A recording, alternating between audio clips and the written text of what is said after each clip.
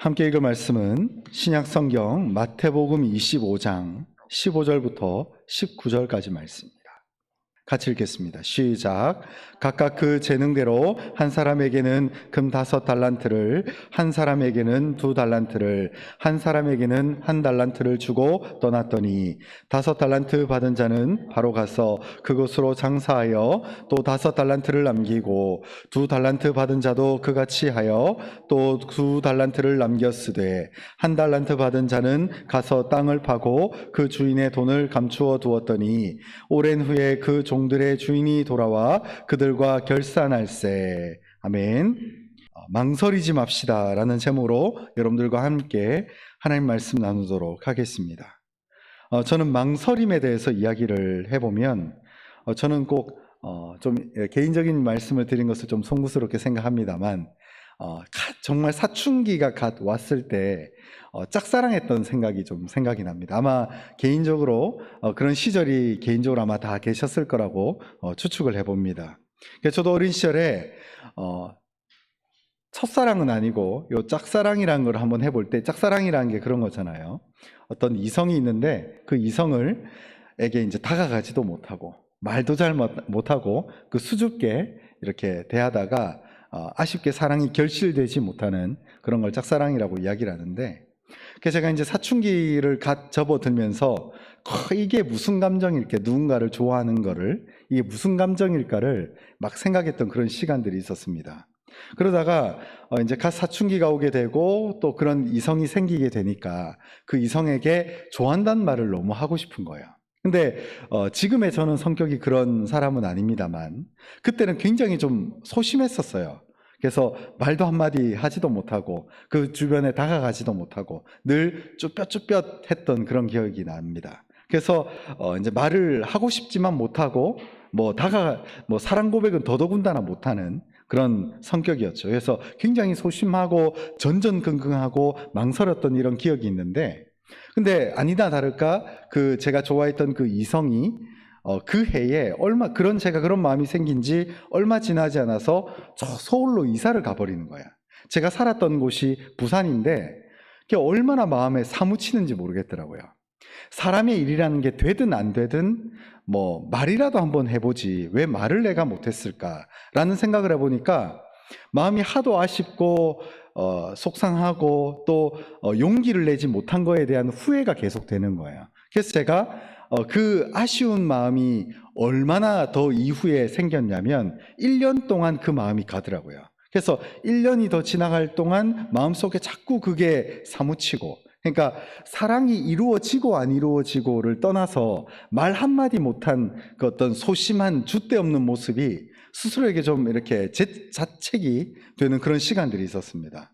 그래서 제가 왜 이런 말씀을 드리냐면, 그래서 이제 그때 제가 그 고백을 못한 그 상황이 이루어지고 그 1년 동안 그 가슴앓이를 하고 나면서 제가 느꼈던, 스스로에게 아주 혀를 곱씹으면서 생각했던 게 뭐냐면은 내가 무조건 말은 하자. 이렇게 1년 이후에 마음속에 전전긍긍하고 용기 못 낸 거 가지고 내가 말 못할 바에야 차라리 말이라도 한번 해볼 걸. 이런 마음속에 의해서 이후에 1년 동안 마음속에 내 삶을 향해서 어떤 생각을 했었냐면, 절대 내가 이런 상황이 또 동일하게 오면 쭈뼛쭈뼛 하지 말자. 말 못해서, 말하고 나서 후회하는 것보다 말 못해서 가슴앓이 하는 게 너무 후회가 되더라는 거예요. 그래서 나중에 제가 이제 제 성격도 아마 그 시점을 통해서 많이 바뀌었던 것 같아요. 원래는 소심하고 말도 잘 못하고 또 주변에 맴맴 도는 그런 성격이다가 무조건 말은 하자. 근데 그것이 단순히 이성 문제뿐만 아니라 삶도 똑같다는 생각이 들었어요. 돌이켜보니까 내가 뭔가를 하려고 마음은 먹었는데 늘 누구나 마음은 가지고 있잖아요. 여러분, 우리도 그렇지 않습니까? 부지런해져야지, 잘 살아야지, 또 성공해야지, 열심히 해야지 라고 하는 마음은 다 가지고 있는데 그 망설임이 시간을 자꾸 이렇게 잡아먹는 것을 우리도 알고 있어요. 하지만 내 삶을 바꿀 의지가 부족하거나 용기가 없거나 아니면 우리가 흔히 말하는 것으로 마음을 확 돌릴 수 있는 터닝 포인트를 잘 못 잡는다 이 말이죠. 여러분, 오늘 본문 말씀은 이 마태복음 25장인데 이 마태복음 25장에 주로 나와 있는 내용의 핵심적인 스토리가 뭐냐면 이 달란트 비유입니다. 어느 날 주인이 먼 타 지역에 볼 일이 있어서 갈 수밖에 없는 그런 스케줄을 가지고 있었어요. 그러다 보니까 이 주인이 돈을 많이 가지고 있는 부자였는데 자기 밑에 있는 신하 3명, 이 종 3명에게 자신의 재정의 일부를 맡기고 좀 수익을 내는 일을 발생하도록 원했던 것 같아요. 그래서 자신이 부리고 있는 종 3명을 불러다가 이 한 명의 종에게는, 오늘 본문에 보면 이 한 명의 종에게는 15절에 보면 금 5달란트를 주고, 그리고 또 다른 사람에게는 금 2달란트를 주고, 또 마지막 3번째 사람에게는 금 1달란트를 줬어요. 이게 차등 분배를 한 거죠. 근데 왜 이런 차등 분배를 했느냐? 15절 초반에 이렇게 나옵니다. 각각 그 재능대로 이렇게 되어 있어요. 여러분, 우리가 주인의 입장으로 한번 생각해 보거나, 우리 교회에 앉아 계신 분들 가운데 사람을 부려본 경험이 있으시거나, 혹은 자녀들을 좀 많이 키우시는 분들 보면은 자녀의 능력치를 부모가 알까요, 모를까요? 알죠. 이 아이가 이런 일을 주게 되면 이 일을 수행할지, 아니면 이 일을 둘째가 할지, 아니면 셋째가 할지를 부모는 알아요. 그리고 주인도 마찬가지죠. 주인도 종들을 한동안 일정 기간 동안 부려보면 이 종이 이 일을 감당할 만한지를 주인은 알고 있습니다. 그래서 이 3명의 종들에게 동일하게 1달란트를 주던가 동일하게 5달란트를 준 것이 아니라 각각의 재능대로 그 은사에 걸맞게 달란트를 나눠줬어요. 그래서 한 명에게는 그 제주의 재능에 맞게 5달란트, 또 한 명에게는 2달란트, 한 명에게는 1달란트를 줬어요.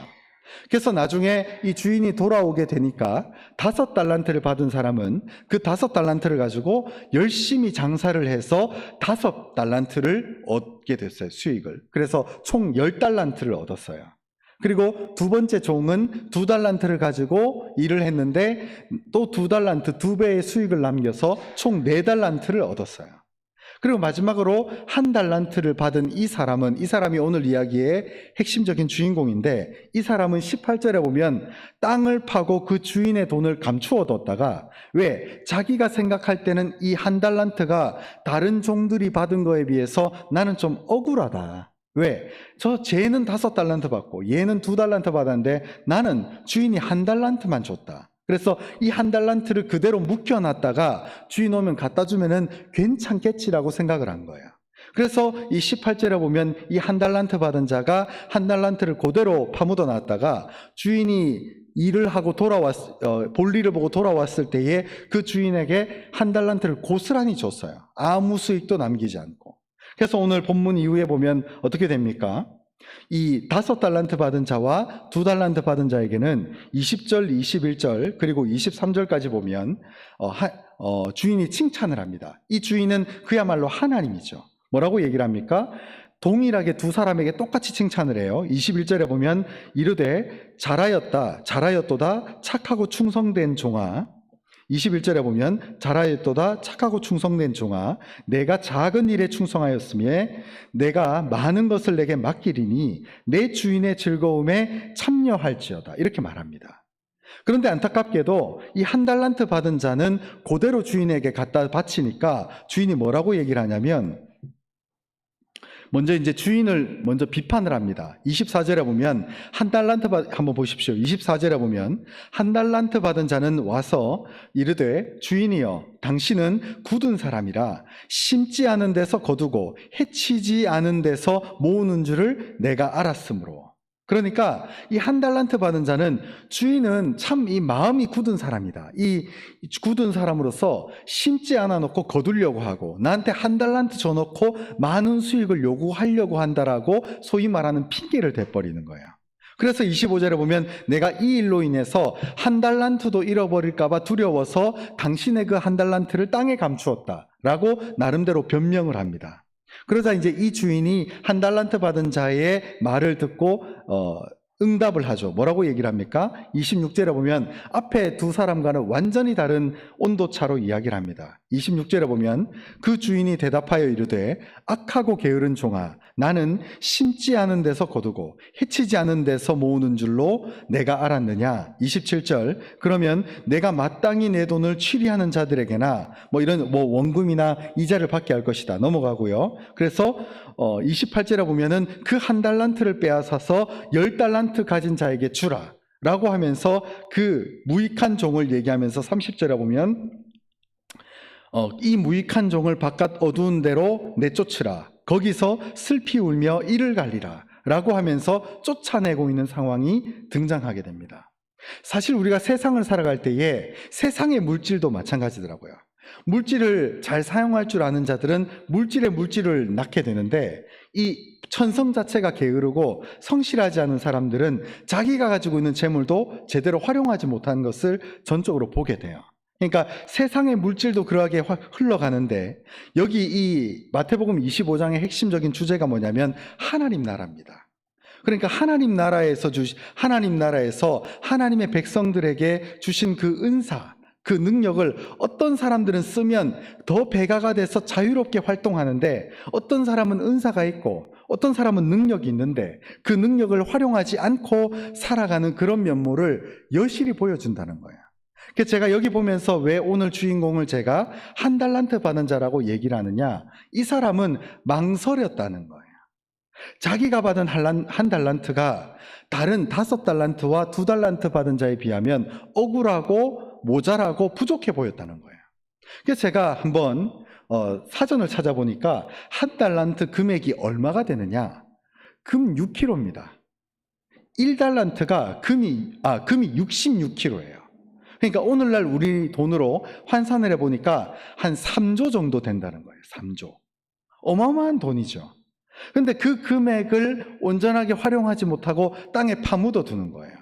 여러분, 여기 보면 달란트라는 개념이요, 워낙 비싸고 워낙 거대한 양의 화폐 단위이기 때문에 이때 당시에 이스라엘 사람들은 데나리온이나 아사리온 이런 돈을 사용하지, 이때 당시에 달란트는 머릿속에 개념만 있을 뿐 실제로 사용한 화폐 단위가 전혀 아니에요. 그 정도로 어마어마한 돈인데, 이때 당시엔 돈을 제대로 사용하지 않은 이 달란트 받은 자들의 모습을 하나님께서 설명하고 있다는 거예요.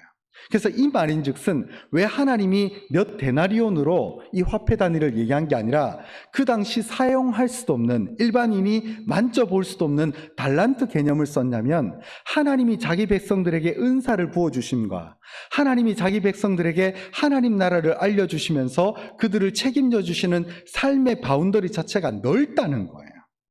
여러분, 금 66kg가 얼마나 많은 양의 화폐입니까? 금액입니까?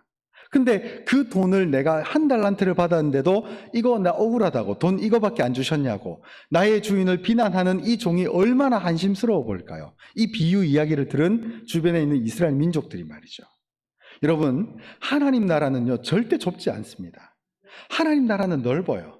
하나님의 은사, 하나님의 능력, 하나님의 우리를 향한, 하나님 나라를 향한 베푸심의 능력은 제한이 없어요.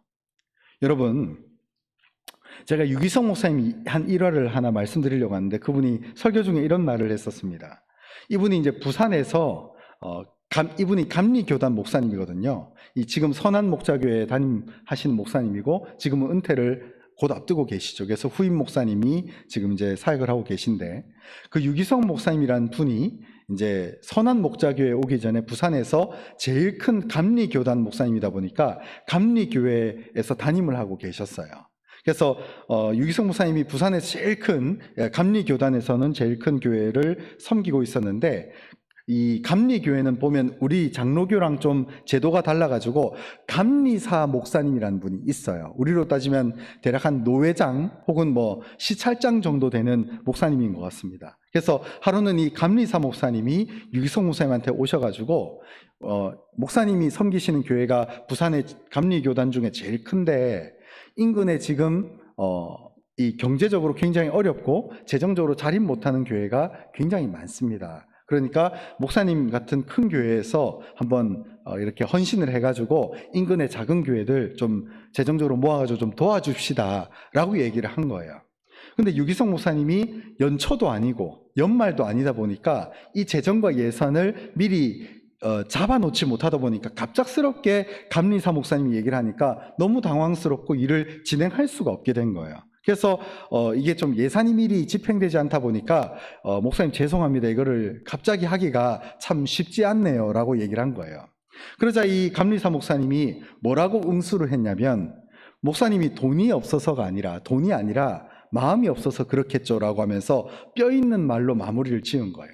근데 윤기성 목사님이 나름 그 말을 다른 말로 돌릴 수도 있었는데, 이렇게 뼈 있게 얘기를 하니까 좀 마음이 속이 상하셨던 것 같아요. 그래서 며칠 동안 전전긍긍 하시다가 이제 그 교회 장로님들을 모셔놓고 당회 때 얘기를 한 거예요.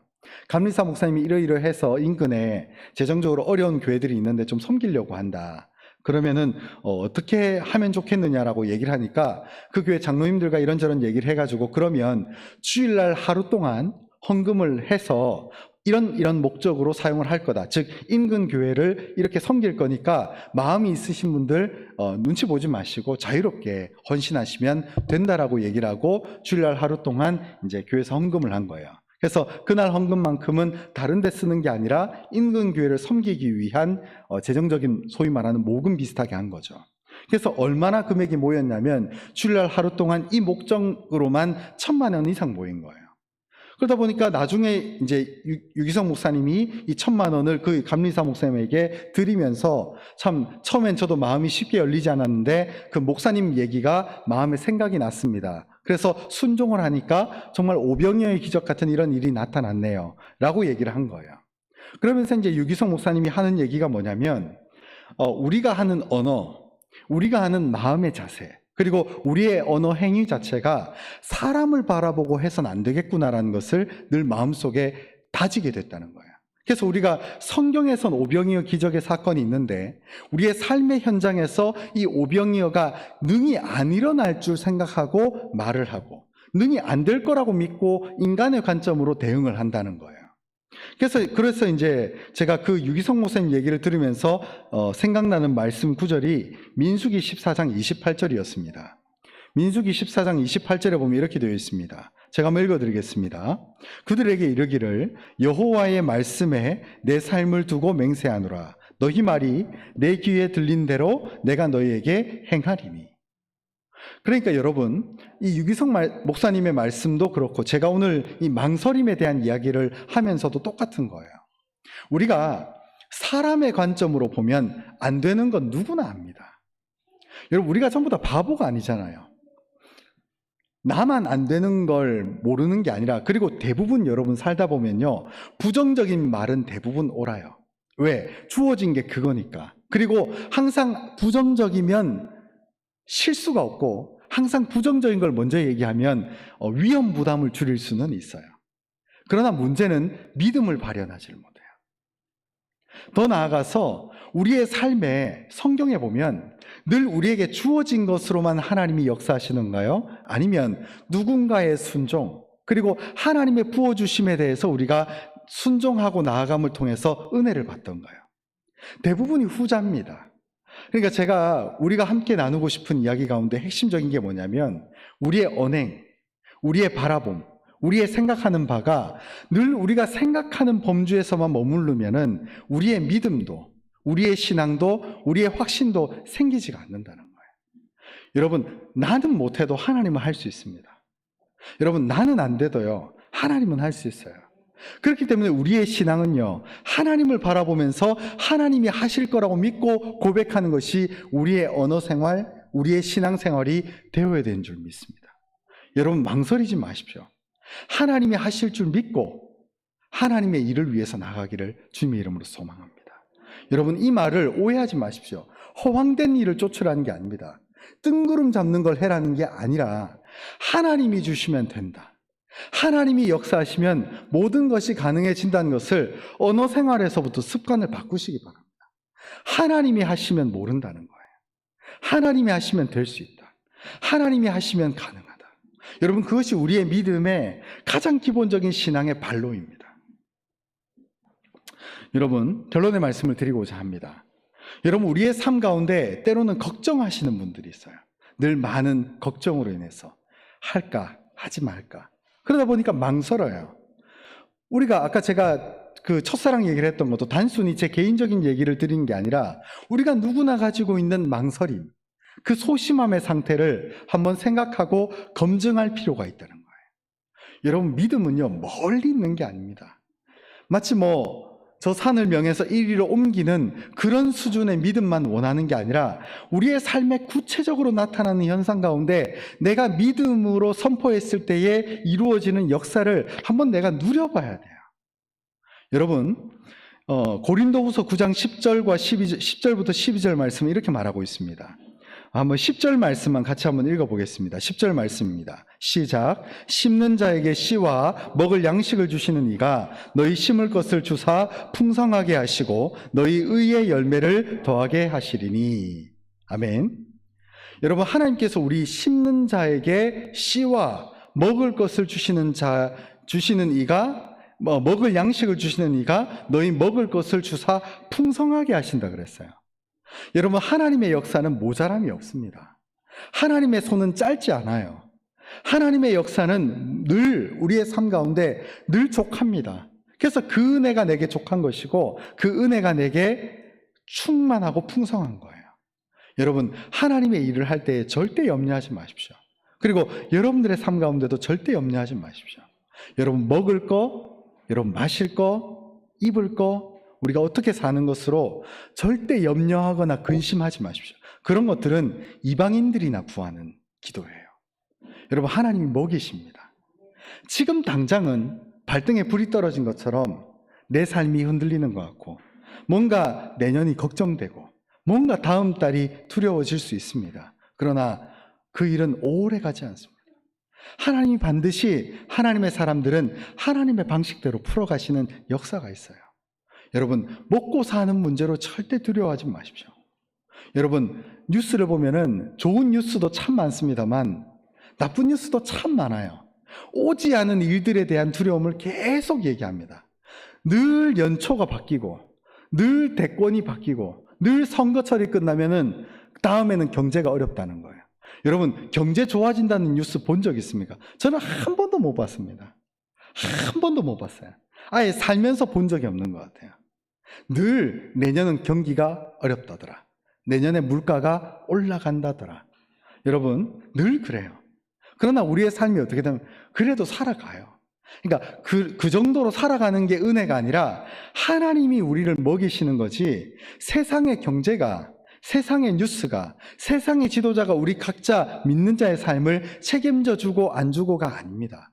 물론 좋은 지도자가 세워지는 거 중요하죠. 선거하시기 바랍니다. 그러나 더 중요한 것은 그 영적인 세계를 다스리고 있는 그 위에 계신 권세자 하나님이 우리의 삶을, 그런 걸 구하라고 우리의 삶을 던져주신 게 아니에요. 여러분, 주변에 보면 선교사님들 참 많거든요. 저 우연히 이제 우리 교회 유튜브 채널 보고 제 설교도 듣고, 저는 유튜브에 보면 이제 올라오는 목사님들 설교를 쭉 거의 다 듣습니다. 근데 듣다가 우연히 이제 연관되어서 올라오는 영상 중에 한 선교사님의 추모 영상이 이렇게 올라오더라고요. 근데 그래서 이제 얼굴이 뭔가 좀 낯익은 거예요. 그래서 돌아가신 지 벌써 한 3주기 됐다고 하더라고요. 그래서 영상을 가만 보고 이름을 보니까 익숙해요. 너무 익숙한 거예요. 어디서 본 것 같아요. 그래서 돌이켜보니까 저랑 같이 신학대학을 다녔을 때에 그때 같이 잠시 스터디했던 한 살 많은 형님이었어요. 근데 그 형님이 3년 전에 선교하다가 이제 돌아가시고 이제 3주기를 올해 이제 영상으로 만들어서 나오더라고요. 근데 제가 그걸 보면서 느낀 게 뭐냐면, 그 선교사님의 일대기, 삶, 그리고 그 선교사님의 부모님들이 자식을 향한 믿음, 신뢰, 그것은 하나님처럼 믿는다 이게 아니라 하나님이 책임져 주신 것에 대한 감사. 여러분, 그 형님이 제가 알기로는 외동아들이거든요. 근데 그 부모님이 자식의 삶 가운데 일반적으로 경제적으로 의존하고 정서적으로 기대고 이런 것들이 있었을 텐데, 하나님께 맡긴 그 선교사를 자식으로 둔 부모의 마음과 그 가족과 그 나눔들을 제가 인터뷰 영상들이 쭉 한 5분 정도 되는 걸 봤는데, 하나님이 저렇게 먹이시고 입히시는구나 라는 걸 봤어요. 여러분, 우리의 경제 논리로 보면 말도 안 됩니다. 그거. 그 형님이 무슨 잘 사는 사람도 아니고, 그 선교사로 그렇게 헌신하고 삶을 바쳤는데 하나님이 재정적으로나 환경적으로나 풀어주시는 게 있었다는 것을 그 선교사님의 부모님이, 그리고 그 선교사님의 아내 되는 선교사님과 그 주변에 있는 동료 사역자들이 그 5분 정도 되는 분량에서 하나님을 계속 찬양하는 거예요. 우리에게 이 선교사님을 존재케 하고 보내게 해주신 그 하나님의 역사에 대해서 찬양하고 기뻐하는 거예요. 여러분, 우리의 셈법으로 사는 게 아닙니다. 그러다 보니까 우리는 절대 놓쳐서는 안 되는 게, 광야 생활하다 보면 이스라엘 백성들이 불평불만을 해요. 이빨 사이에 좀 고기가 꼈으면 좋겠다. 그리고 이집트로 돌아가면 더 맛있는 걸 먹을 수 있겠다. 제가 예전에도 말씀드렸죠, 그죠? 하나님 믿으면서 가장 먼저 버려야 될 것이 비교의식과 자존심입니다. 이 함정에 빠지면 하나님의 인도하심을 놓쳐버리게 돼요. 여러분, 비교의식과 자존심을 건드리는 부분이 어떻게 옵니까? 내 옆에 있는 사람들과 비교하다 보면 자꾸 마음이 깊숙이 우울감에 빠져들어요. 그래서 쟤는 저렇게 잘 사는데 나는, 얘는 이렇게 사는데 나는 이런가, 이런 비교의식에 빠지다 보니까 뭐가 안 보여요? 하나님의 역사가 안 보여요. 여러분, 성경은 뭐라고 얘기합니까? 찬양은 뭐라고 찬송가는 우리에게 뭐라고 얘기를 하죠? 받은 복을 세워보라고 얘기를 하잖아요. 너 받은 복을 세워봐라.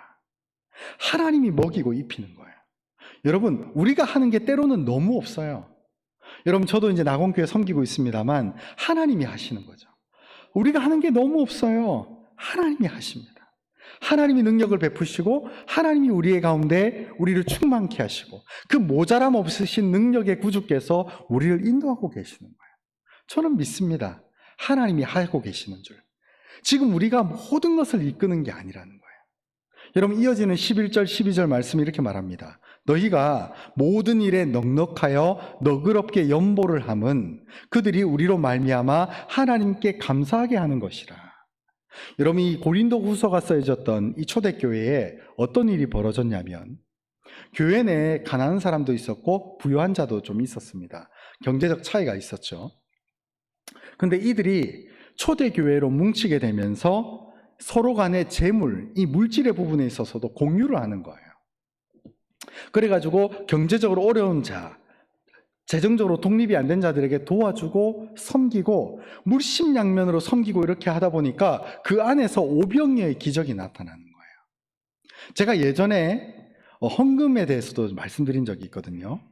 여러분, 하나님께 드릴 때 관습에 의해서 드리지 마십시오. 그러면 안 드리는 게 훨씬 낫습니다. 여러분, 내가 이 재물을 하나님께 드리면 하나님이 좋아하겠지라고 드릴 필요가 전혀 없어요. 그러면 능력이 안 나타나요. 여러분, 이거 굉장히 중요한 겁니다. 여러분, 하나님이 원하는 건 본심이에요. 마음, 진심. 네가 나를 정말 사랑하느냐? 그러면 관습에 의해 헌신하지 말고, 사람 눈치 보지 말고 나를 바라보라. 여러분, 우리의 봉사와 헌신과 주님 앞에 나가는 온전한 믿음은요, 하나님을 집중하는 거예요. 그래야 역사가 나타나죠. 여러분, 그 능력의 은혜는요, 하나님을 바라보는 겁니다. 고린도후서 9장 마지막 12절 말씀입니다. 이 봉사의 직무가 성도들의 부족한 것을 보충할 뿐 아니라 사람들이 하나님께 드리는 많은 감사로 말미암아 넘쳤느니라. 여러분, 억지로 사랑하고 억지로 연애해 보셨나요? 흔히 말하면 또 권태기라고 하죠. 여러분, 권태기가 오는 것을, 물론 권태기라고 하는 것은 또 열정이 그만큼 있었기 때문에 권태기가 오기도 하거든요. 연애도 그렇고 삶도 그렇고 신앙도 권태기라는 게 있습니다. 그래서 그 슬럼프를 잘 지나가야 되는데, 이 슬럼프가 왔을 때 결국 모든 것을 재정비하려면 처음으로 다시 돌아가야 되거든요. 첫 마음을 먹기 위해서 그 권태기를 극복하는 방법 중에 하나가 처음으로 모든 것을 회복시키는 거예요. 오늘 오후 예배 때도 제가 손흥민 선수 얘기를 할 거지만, 예전에 보면 이제 박지성 선수도 보면 축구 경기를 하는데 아무 볼이 차지지 않는 거예요. 자꾸 골대를 향해서 슛을 아무리 날려도 골이 들어가지 않고, 관중석에서는 그 네덜란드 팀에 있었을 때는 이 관중들이 축구에 대한 열정이 지나치게 과하니까 아시아 선수가 골을 열심히 차는데 못 넣으면 자꾸 비방을 하고 욕설을 하는 거예요. 그러니까 더 공이 못 차지고 나중에는 경기장에 90분 동안 뛰는데 다른 동료 선수들이 자기한테 공을 패스를 안 했으면 좋겠다고 울면서 뛰었다는 얘기를 하더라고요. 그 정도로 이 축구 선수로서 슬럼프가 심하게 왔었다고 하더라고요. 그래서 그 손흥민 선수가 나중에 회복을 어떻게 한 줄 아십니까? 5m에 있는 동료 선수에게 패스하는 것도 야, 내가 패스를 이렇게 잘하네 라고 하는 아주 기초 중에 기초로 다시 돌아가서 다시 한번 자신의 실력을 되찾아가는 시간으로 만들었다고 해요. 여러분, 신앙의 연수가 각자 다릅니다만 우리가 하나님을 향한 첫마음, 초심이라고 하죠. 그 첫마음을 회복해야 될 때입니다.